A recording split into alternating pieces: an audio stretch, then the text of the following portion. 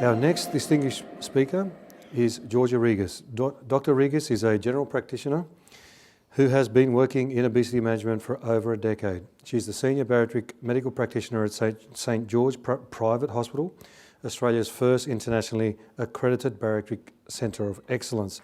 She's also the founding chair of the Royal Australian College of General Practitioners Obesity Management Specific Interest Network. She's on a number of medical advisory committees, both nationally and internationally, and is part of the Obesity Collective, which is advocating for shared responsibility for both the prevention and treatment of obesity. Dr. Rigas brings a holistic care approach to obesity management with a personal clinical area of interest in the multi-generational effects of obesity. Please welcome Dr. Georgia Rigas. Thank you, Evan. Fantastic. Now, I was given the arduous task of talking about effective weight regain prevention. And the cold hard truth is there isn't any. So my talk's all over. Over to you, Sarah. So I took it upon myself to positively reframe the question so as to help all of us here who are clinicians help our patients with weight loss maintenance.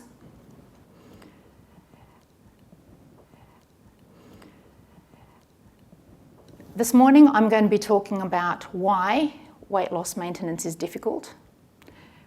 How do we define weight maintenance? What do we know from the literature? And most importantly, for those of us that are clinicians here today, how is this going to change our clinical practice come Monday morning? I also have another disclosure. The Nike tick will feature throughout this talk. I do not do any consultancy work for Nike. However, if the opportunity arose, I'd be more than happy to. So if anyone knows anyone in Nike or any of the other companies, please pass on my details.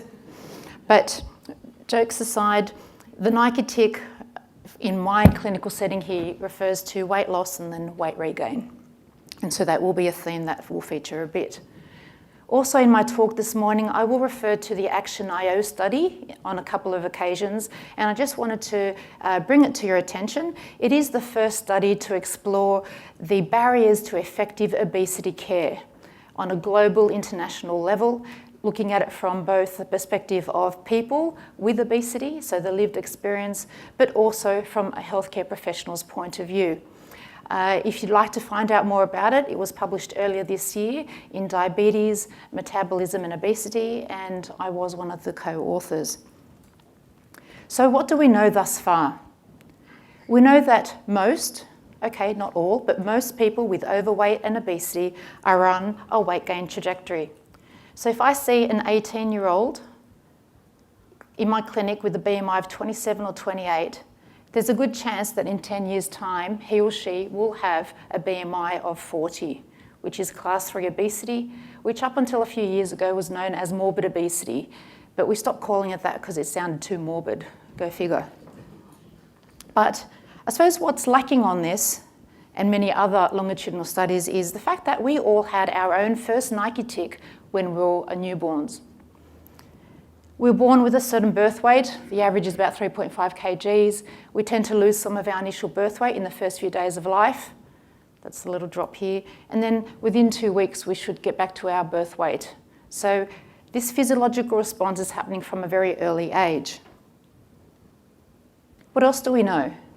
We also know that people with obesity often struggle with their weight and try to do it on their own for a mean of 6 years before they have that initial conversation with a healthcare practitioner. We also know that the majority have tried at least once, but actually more like 4 times to try to lose weight. So they're not lazy. The reasons why these discussions are either not happening or they're happening so later in the journey are very interesting and insightful. And there is a bit of a difference in the reason. So I want to firstly from the patient with obesity perspective. The majority of patients actually believe it's their responsibility. That's why they don't bother to come and see any of us, because they think, well, it's my problem and I should deal with it. How many patients with asthma or cancer or diabetes feel like that? A lot of them think they know what they need to do, so they don't need to come and see a healthcare professional. What do HCPs think? Most of them think that patients are either not motivated or not interested in losing weight. But that's not what patients with a lived experience are reporting. So we're seeing big differences in this. But I suppose for me, the most insightful part of the Action.io study was the perceived effectiveness of the methods that are used for weight loss, for weight management per se. So I'm going to start with similarities first between people with obesity and HCPs, and then differences. So similarities, surprise, surprise. People with obesity and HCPs still both think that improving one's healthy eating habits and increasing their physical activity are the most effective methods of weight management. Also, about 30% of both HCPs and people with obesity thought that seeing an obesity specialist was effective. But we won't take it personally because there's a few of us here in the room, okay? But for me, what was interesting was the difference. About 68% of people with obesity versus 38% of HCPs felt that bariatric surgery is an effective therapy. That's a big difference. Similarly with anti-obesity medication, where are we here? 40 versus 30%. So interestingly, patients are feeling that these therapies are actually more effective. And embarrassingly, in the HCPs, there were a lot of obesity experts. So I'm more than happy to talk about that during question time. So obviously there's a big disparity between perceptions and especially with the efficacy of different treatment modalities. Now, why am I saying that? Because it's now set the landscape to actually address the topic that I was given. But what I think we haven't been good at talking about, and I know Aria did talk about the heterogeneity that is obesity, but I don't think we've talked that well about the heterogeneity to the response to treatment. Like in any health condition, I could replace weight management with diabetes control or asthma control. We're going to have a lot of people who respond. We're going to have some people who respond really well, some who don't respond that well, so we might call them partial responders, and then the non-responders. So we see that bell-shaped curve. We see it for patients who've had surgery. We also see it for people who've had pharmacotherapy, and in this case it was liraglutide by one of our Canadian colleagues, Dr. Sean Wharton, and I thank Ari for sharing this slide.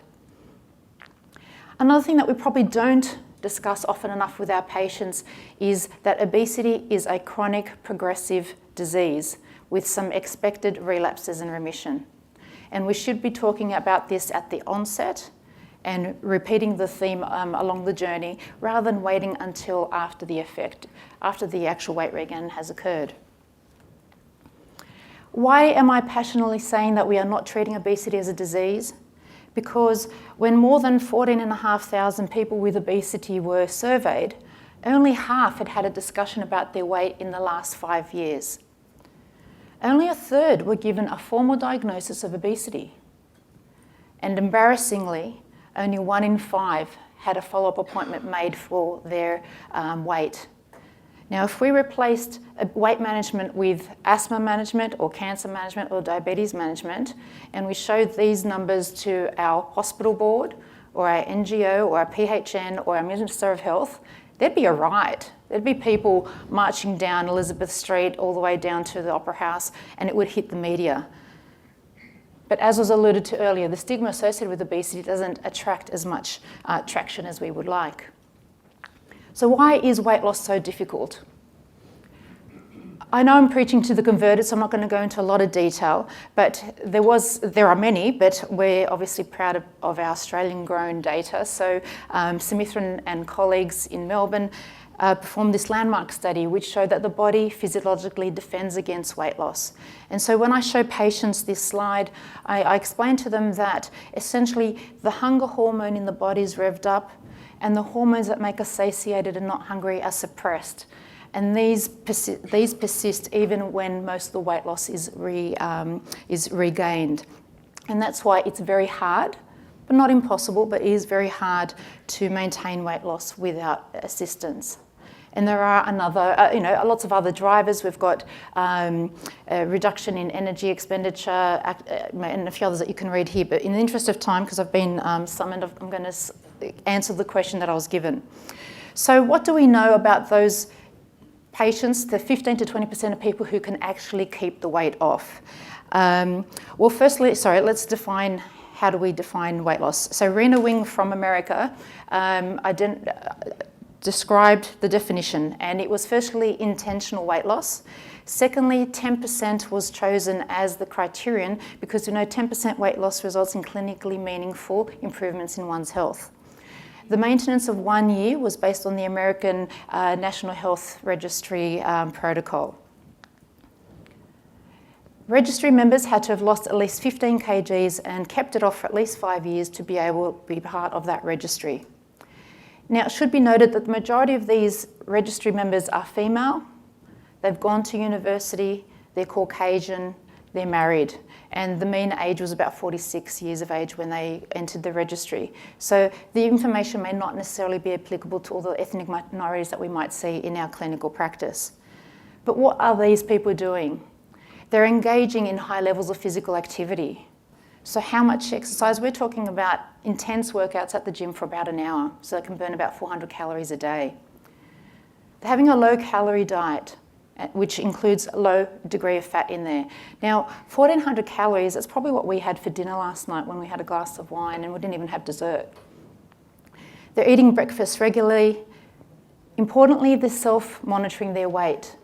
Some people in the registry were doing it every day, some were doing it once a week, but not less than that. And we know that these people, when they would see a slight weight regain, they would actively manage it and get it back under control.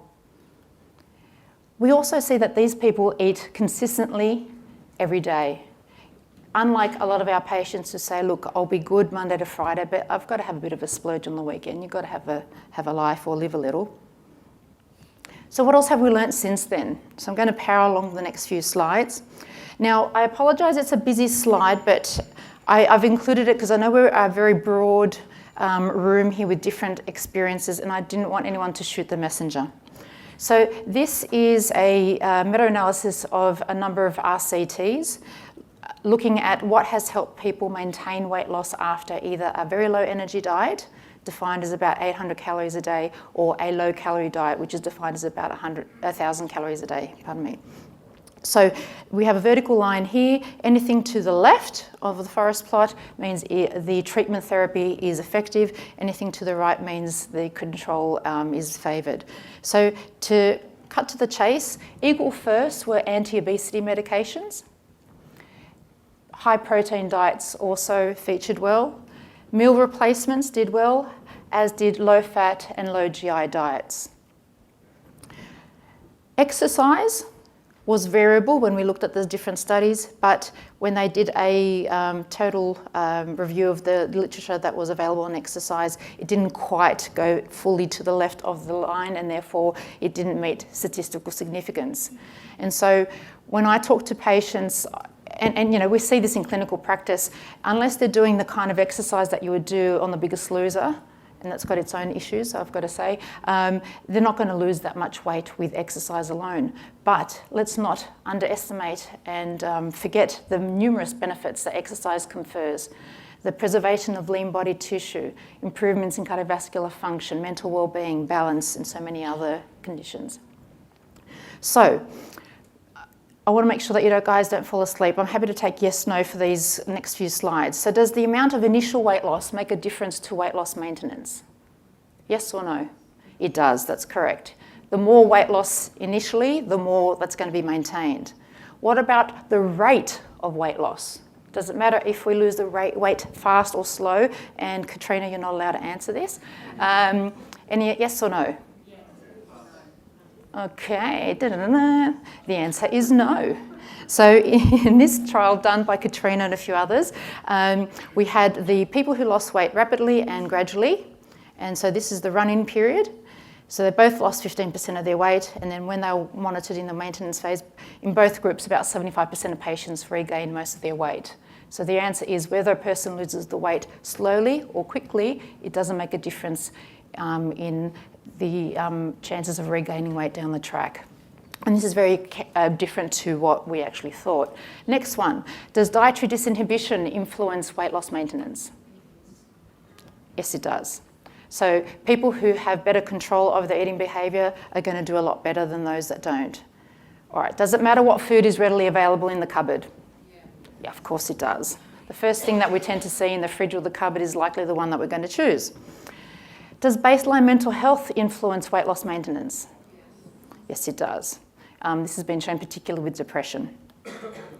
Does the trigger for weight loss really matter? Okay, yes it does. Firstly, if a person has a medical trigger for their weight loss, they're going to lose more weight than if they don't have a medical trigger. But more pertinent to this talk is when we're looking at weight regain, those that had a medical trigger regained weight at a slower rate. Do eating patterns influence weight loss maintenance? They do. We saw it in the National Registry in America, but we've also seen it here in a number of studies. So our patients who say, look, I want to be strict or diet Monday to Friday, but look, I really want to splurge on holidays on the weekends, they're high risk for weight regain. Now, as with any meta-analysis, there will be some limitations. And the ones in particular with Johansson pertain to the fact that most of the interventions were dietary, including supplements, which did not reach statistical significance. 3 of the RCTs involved exercise, and 3 of the RCTs looked at anti-obesity medications. But at the time, the medications that were reviewed were sibutramine, which is no longer on the market, and one was orlistat, which, for those of you that know the Xendos study, and oh my God, another Nike tick. Okay. But it did show that orlistat can be used to help maintain weight loss long term. That then led to the question, well, do we have a similar effect with other medications that weren't involved in that meta-analysis? And the answer is yes. Ian Caddison was also one of the authors in this paper. So topiramate has been shown to help people maintain weight loss. Does liraglutide? The answer is yes. And this is a really powerful study because what they did, and this is interesting for some clinicians, I find this is really powerful. In the run-in period, they basically had people do a very low energy diet and they lost 6% of their starting weight. And then they were stratified to either placebo or liraglutide 3 milligrams. And these patients on Saxenda actually lost an additional 6% weight loss. So they lost a total of 12.2%. And then they were monitored. And so what we see here, and is quite clear actually on the next slide, that patients on liraglutide 3 milligrams, aka Saxenda, not only are more likely to maintain their weight loss, but also only a small percentage are going to regain weight. And so yes, anti-obesity medications do and can help people with weight loss maintenance. What about bariatric surgery? Well, we know that most of the bariatric operations work by changing the hormonal milieu in the body, trying to counteract some of the physiological responses of the body to weight loss. We know that bariatric surgery is safe. It is as safe as having a lap collie. We know it does result in significant and sustainable weight loss. But like everything else, the hormonal effects of surgery will become attenuated with time. And so some weight regain is inevitable. Now, Papalazaro and colleagues did a randomised control study of their patients with a VBG, and they randomised them to usual care or intensive lifestyle care. And not only did those in the intensive lifestyle group actually lose more weight, but what they found was they were able to maintain more weight long term, similar to what we heard before. But in their study, they were trying to find what predicts or what factors predict if a person's going to be able to maintain their weight long term. And the answer was if they successfully maintain their weight loss for 2 years, then they're less likely to regain down the track. 2 things with patients who've had bariatric surgery. We know that if they do come back for follow-up, they're less likely to regain weight. We also know that if they are engaged with the team, and in particular if they're part of a support team, they're less likely to regain weight. Now, the Swedish obese study is well known. Anyone in the obesity space has to have seen this before. But what I want to actually bring to your attention is what's overlooked. The control group. They're in an intensive lifestyle program, plus or minus medication. And yes, there's another Nike tick, just like we see with the bariatric surgical cohort. But these people are overall maintaining their weight, which is very different to the initial graph that I showed you. Most of their peers are actually on a weight gain trajectory. Self-efficacy is important, and I'm going to come to it shortly because of the limitation in time. We need to be thinking about when a patient has had relapse, how are we going to define if they've recovered from a relapse? And the definition is here, as we can see. And it's incumbent upon us to firstly educate our patients to put their hand up and call for help, phone a friend when they've regained a small amount of weight rather than waiting till large amounts of weight are regained because they become a bit more difficult to manage. So how's this is the second last slide, I promise. So how's this going to change our clinical practice? Patient education is key. When a person is diagnosed with type 2 diabetes, the first person they see after that diagnosis is going to be the diabetes educator. Why aren't people with obesity doing the same? Basically because we don't have any obesity educators, but that's an area that we can improve on. They need to better understand their health condition, because those that do understand their health condition are more likely to actually take control of it and minimise complications. But we need to have the discussion that weight gain is inevitable. Echoing what Aria said at the beginning of the day, our health goals have to be realistic, attainable, and not necessarily weight-centric. They have to be health-focused. Involving the whole team is going to help develop that self-efficacy in the patient.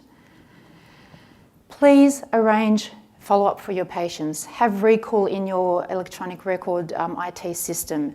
This might mean having shared care with your GP, especially if the patient is living quite a distance from their obesity clinic or their bariatric unit.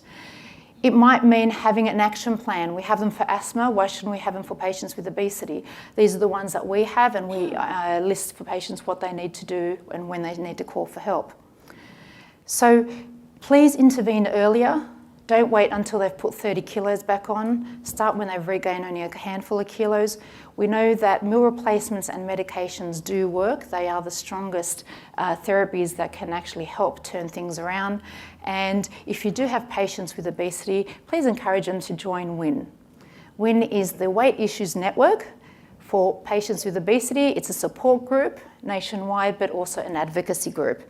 And with the last 5 seconds before I get thrown off the stage, if there are any GPs in the room who are already not a member of our Obesity Management Network, please grab me throughout the day. It's free to join. Thank you.